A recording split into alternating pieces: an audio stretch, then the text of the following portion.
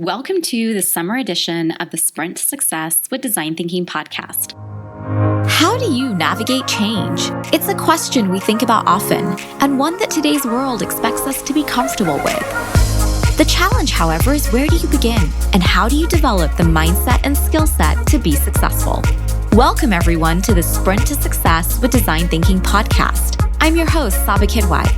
Join me each week as I share the stories and strategies from the world's leading researchers and practitioners about why they believe the answer lies in practicing design thinking.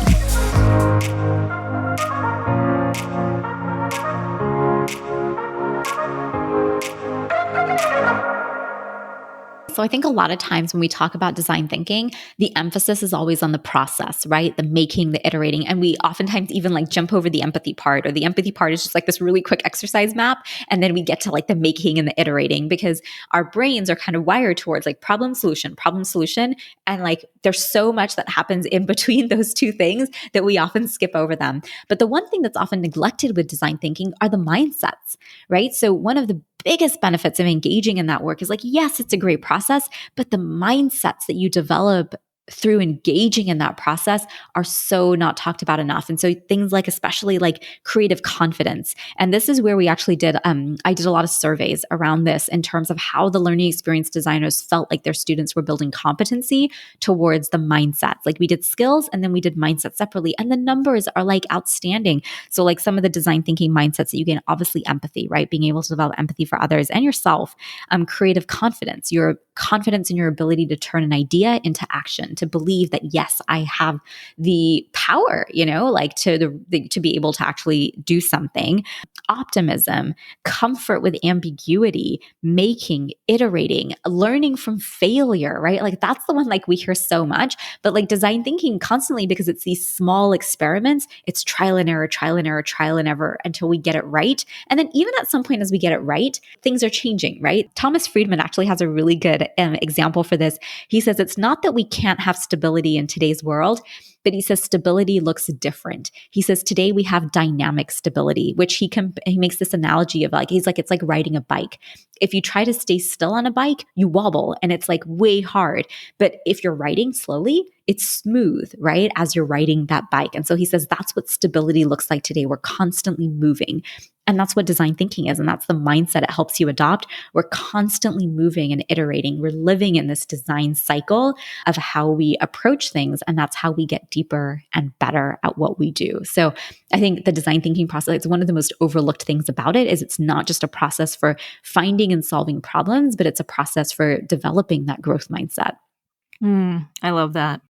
I just interviewed a high school sophomore last week on my podcast, because I saw an article he wrote that said, kids don't teach us how to find problems and solve them. They teach us so here's my curriculum that I designed to help fill this gap. And it was really interesting talking to him, because he said, in my engineering course, they taught me how to make something. So if I had an idea, they taught me how to turn it into a product, or how to make something or create something. But he said, my school never taught me how to ask questions or even find an interesting problem to solve. And I think that's what kids are looking for.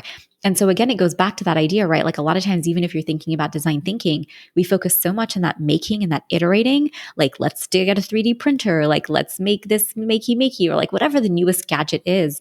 But what he said, we're going to walk into a world that is full of complex problems that we don't even know exist. And if you think about, what do adults say? Adults say you're going to walk into a world of jobs that you don't know exist. They don't think that way. They realize they're walking into a world that they don't even know the problems that they're going to exist, yet they're going to have to be the ones to solve them.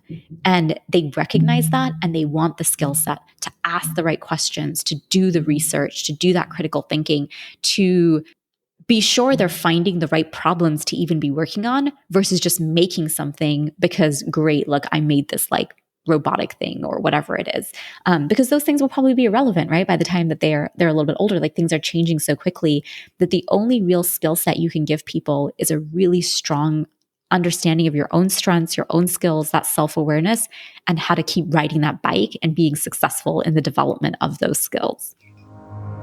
It's your turn to join the conversation by sharing what you enjoyed or what questions you still have. In a world where time and attention are so valuable, thank you for choosing to listen and for being a part of our Sprint to Success with Design Thinking community.